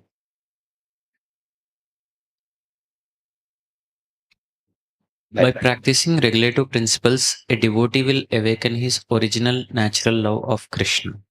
The love is already there in one's heart, but it is the gift of the regulative practice that the love manifests. Bhakti Yoga is a science, and the devotee must proceed step by step to reach the higher stages. By practicing the regulative principles, we lose our desire for sinful habits. See, by following the 4 regulative principles, we not only we give up sinful habits, we lose our desire for sinful habits. For example, we have many students who were eating meat before, but after becoming a devotee, they gave up meat eating. Now I ask them, how many of you will never touch meat in your life? Everybody raised hand. All our life, probably we feel so horrible that we have been eating such dirty things. Nobody told us before. So that means they have lost the desire for such sinful activities. Same with smoking and drinking and things like that. So now in the same manner, the illicit sex, one should actually abandon it, considering every woman to be mother other than one's wife. Matravat paradareshu. But although one may externally follow this rule, still there may be some contamination in the mind. And that is why there is maryada kept. How the man and woman should deal. How a man should deal with other men's wives. How a man should deal with unmarried girls. One should deal. Even if it is a little girl also, one cannot take them for granted. So one should deal with them very carefully. Prakriti. So the Shastra has given warning so that even that mental contamination can be removed. So we do Gayatri 3 times a day. Recently, I came to know that the Gayatri 3 times a day, when you do, whatever apacharam happens in between first Gayatri and the second Gayatri, in between we may have some contaminating thoughts passing in the mind. So those things are all burned away when you do the Gayatri. So one should regularly do that. There is one story of one king Kushanabha. He had 100 daughters, and all beautiful daughters. They all went to one riverside to play. When they were playing, this Vayudev came amongst them and saw them and got fascinated by them, enchanted by them, and said, I want to marry all of you, he said. They said, hey, you are a lusty fellow. If you want to marry us, why are you telling us? You should go to our father. Like that. So we are not interested in such fellows like you. Either they said. So he became very angry. He said, you don't you know how powerful I am? Being the Vayu, what I can do, I'll show you. So he entered into their body. Because of Vayu disorder only, we get this different, paralysis and things like that in the body. So their bodies got twisted and hunchback and all came, different girls. And they said, if we want, we can also curse you back, but we will not do that. By doing that, we will lose our, long-earned merits of austerities. So we'll complain to our father. So they all came back home and complained to the father. Father said, oh, my children, you all did perfectly, because if you cursed back, you will lose your strength. You didn't curse back. No problem, don't worry. God will do the needful for those who do blunder. So he will be punished, you don't have to worry. And then the king was wondering, how will I get my daughters married? 100 of them, all having complicated hunchback and everything. So one Bhagadatta came forward to marry them. So,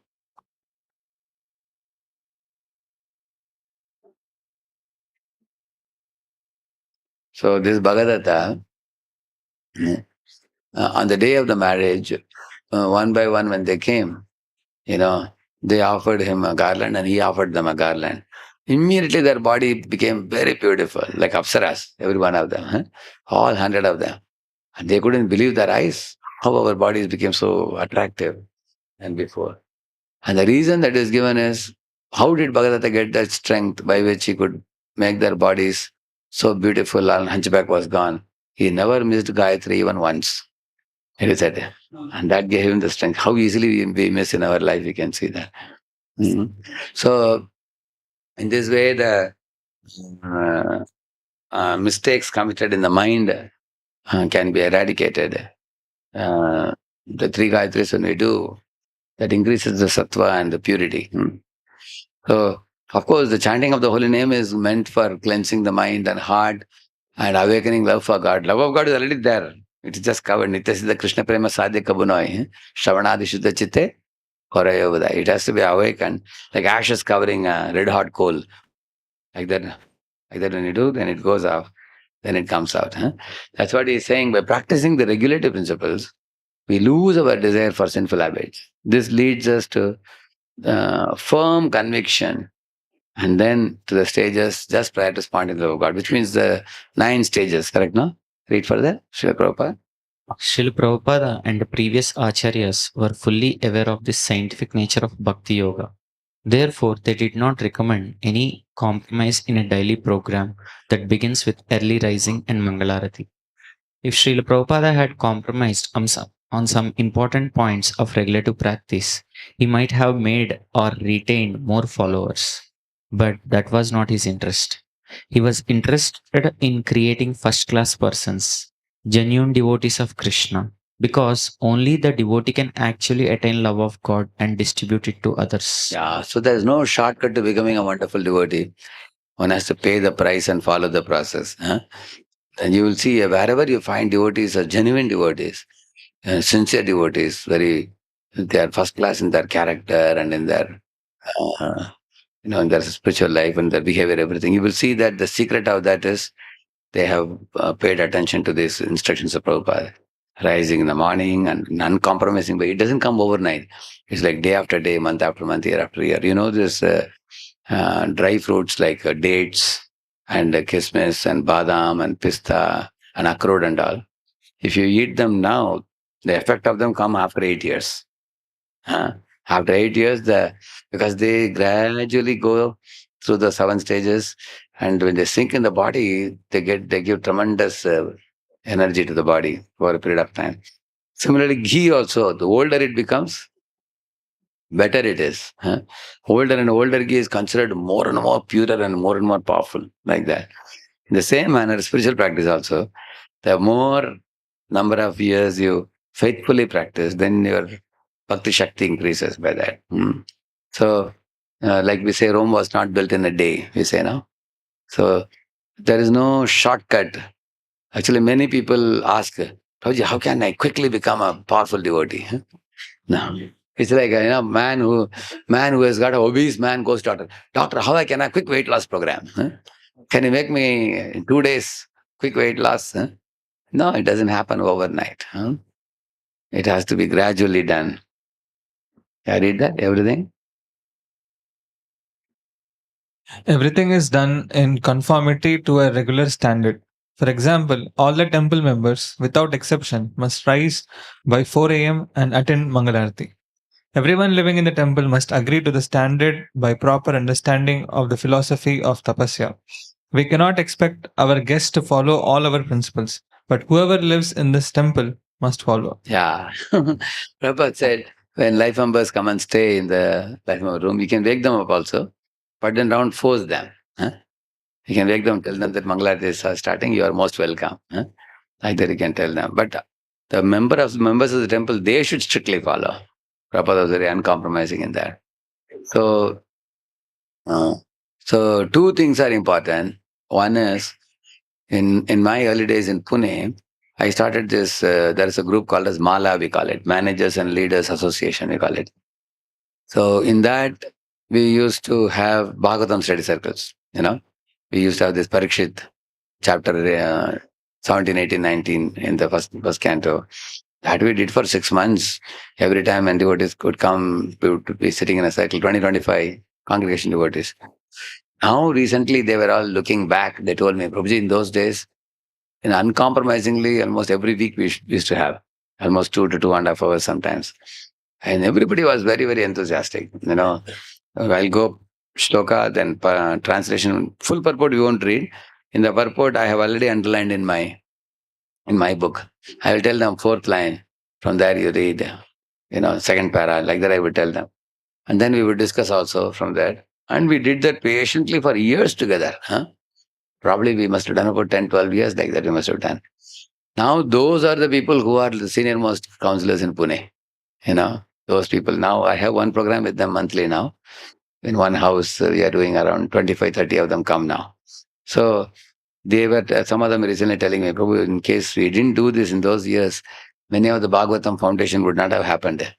In those days, Bhakti Vaibhava Mandala was not there, but we're coming and reading. So one is that kind of studying Bhagavatam and understanding very fine principles for both application and for teaching others. So that is one very important thing. And another one is what we are doing now in these monthly meetings, where these kind of slate workshops are more practical application oriented. This is Sadachar training. So this is also important. So I was thinking out of the two, we are doing this more because you all are already doing Bhakti Vaibhava, Bhakti Vedanta you are all doing. Therefore, we are focusing like this. These two things, Siddhanta and Sadachar, regularly we come together and grasp it and implement it in our life. Then everybody will grow very nicely. So here is activity for you. What do we gain by following the regulative principles? Anybody? We lose the desire for sinful habits. Yes. Why should everyone living in temple must follow the standard of morning program? Yeah. That's a tapasya. That's tapasya. Practice a morning program may be mechanical in the beginning, but eventually one will develop taste. Yeah, your Prabhupada said that, we read that one will, he says the attraction will come eventually here. What is it? That will awaken as we keep doing it. Yeah, correct. If some member of your temple neglects austerities of waking up, taking bath, coming for Aarti program, what did you tell him to inspire him? This is out of syllabus. Huh? One? I'll give some examples to give them. Like which example you will give them?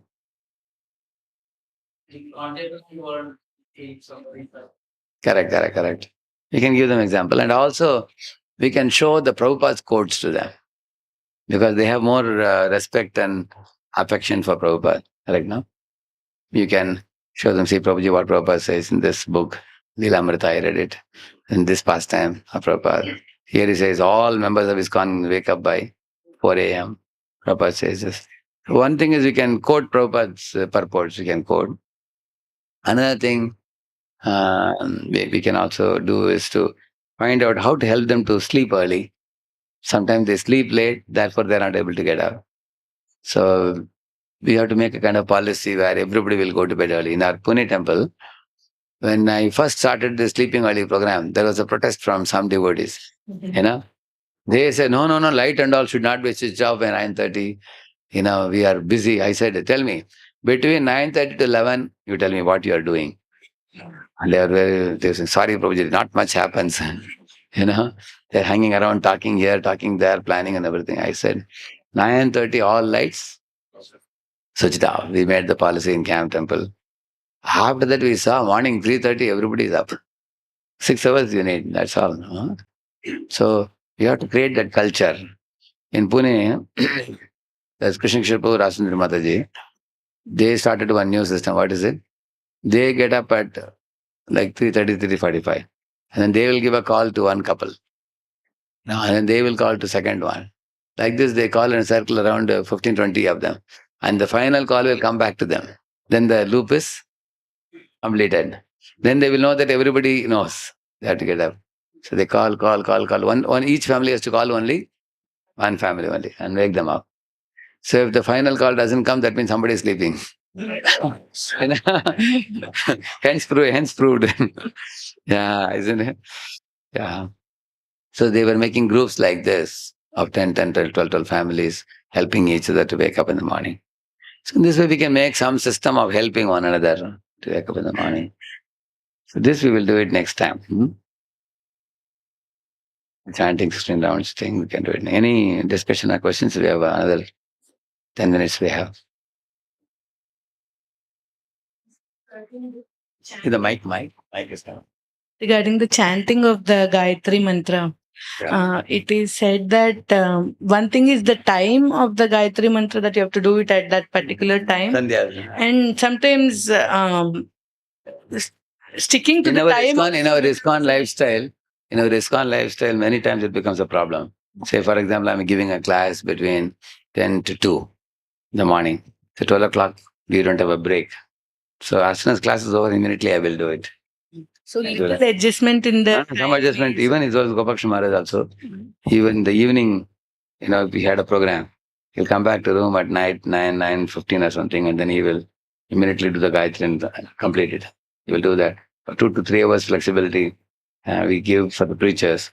So we should try our best. Like, for example, if it is a brahmachari camp, what I would do sometimes is at 12 o'clock sharp, I will tell them, let us take a break, 5-minute break. Let us chant Gayatri. All of you chant Gayatri. I will also chant. It's our own devotees, we can do that. But if you go to some other temple, they have kept a program, 300-400 people are sitting in the audience, and you can't take a break in between. People suddenly, if you say 12 o'clock, we take a break, half of them will go away. Get up.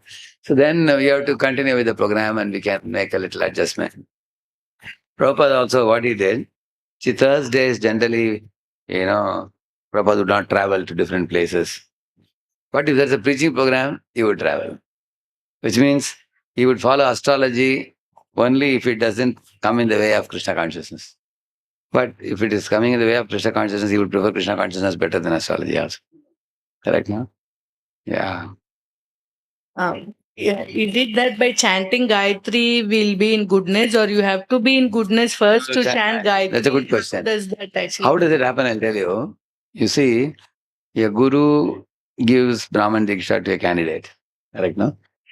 When the candidate has come to a point of complete surrender to Guru, although he is not in goodness, Guru thinks that if I give him this Gayatri now, 3 times a day he will do it. That much I have my relationship with him. He will follow me. He is submissive, he is obedient. Despite his unwillingness of his mind, still he will follow. One example I'll tell you is Samudramanthan Leela. The demigods were having fruity mentality. But Lord Vishnu told them 4 things. Na behtavyam kala kota, vishad jalati sambhavat. He says that, don't lobak haryo, don't become greedy, don't become angry, don't be afraid. All those things he said. 4 instructions he gave them. Don't be lusty for the objects which will come from the ocean. Yeah, even if demons are picking and running away, you should not touch anything unless I give you. And you should not, unhealthy comparison, you should not do with them. Don't be greedy, don't be angry, don't be lusty, and don't be afraid. If halahal comes, don't run away. So Lord Vishnu told some instructions, and demigods were not pure devotees, but they followed it. Similarly, if a candidate is fit to follow Guru's order, then Guru can give him Gayatri. And by chanting Gayatri, he becomes punctual in doing, he becomes purified. So Gayatri acts as a catalyst in our Mahamantra doing its action. For example, Mahamantra, we do it very casually. But those who chant Gayatri very properly, then they will chant also Mahamantra very seriously after that. Like for example, those who are Gayatri chanters, they also worship the deities, correct now? So for example, to enter the deity room, you have to be clean. You cannot put your finger in the nose or the ears. You cannot do that. If you do, you have to wash. So, and you do this Bhuta Shuddhi prayers, Shodashopachar you do. So you do Gayatri and then you approach the deities. Then you have to be clean, you have to be punctual, you have to be sober. You cannot shout in the deity room. You have to be sober also. And you have to be attentive. You cannot be careless. If you are taking away the flute of Krishna while he is eating, before opening the altar, you have to give him back the flute. If you are not going to give him back the flute and you open the altar, it is seva aparadha. So that means you have to be attentive, you have to be punctual, you have to be clean, you have to be sober also in speech and behavior. Nobody can go into your altar and yell there at anybody. That becomes an aparadha also. And one has to be very conscious while. So these are activities which eventually increase the goodness of the individual, correct now? So you are doing Pancharatriki Vidhi, Bhagavati Vidhi, both of them. And then when we become more sober and not choirs in our dealing behavior, then the chanting of the holy name also becomes more attentive. It is done in a much better manner. And that is how the sattva increases more and more. Evam prasanna manaso bhagavad bhakti yogatah bhagavad tattva vijnanam tasangasya jayate. Yeah. Actually, prior to Gayatri, a disciple may do things carelessly, but and the obedience level may not be very high. Many times you see devotees say that, Pooja, I know this is the right thing to do, but I'm unable to do. You've seen the people say that. Yeah. But after Gayatri, one has to become more strict. Once faith in Guru's order has become very strong, and one may very faithfully do that. And that, because we're coming to Sattva, we again and again get thrown off to Rajaguna and Tamaguna. So then, after order of Guru comes, order of Guru is like Yatagavo nasi prota stantyam paddashanamabi. There's one verse in the Bhagavatam which says, if you put a rope in the nose of a bull, even a small boy can pull it. And the bull has to go wherever he is pulling. Like that, Guru's order is pulling us. Guru has ordered, I cannot, stop it. If I don't follow Guru's order, then Guru will be displeased and that will be my misfortune. Right now? So, in that kind of attitude, then one can take, second initiation. Is it all right? Yeah. You want to add anything, Prabhu, to that?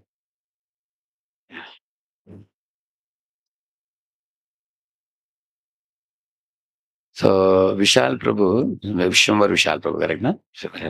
I was telling Madha Gopinath Prabhu that you have a database of all these devotees with you. And also you can make a WhatsApp group for sending, because Madha Gopinath Prabhu himself has been doing many a times. And he does hundreds of services. If you can assist in this, it will be nice. I am doing the same in Gachibowli also. Leelanpur himself was making a group and sending everybody, writing so many things. I am telling him also that you have one person, one devotee who can help with this. Reminding people. And also, whenever you fix the date, you can remind them 1 week in advance. Let us see the next month. Because if you tell the devotees the day before, still they may come. But some people don't like last minute assignment.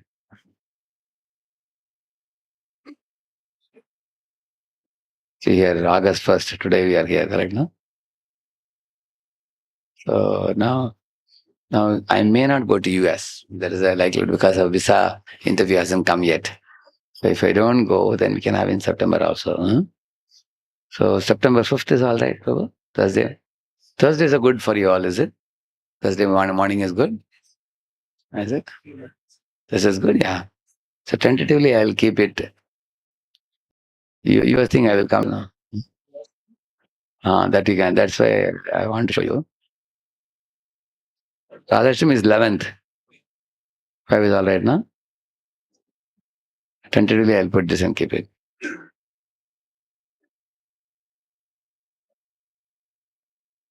Oh, 1 minute. I may not be in Hyderabad in this.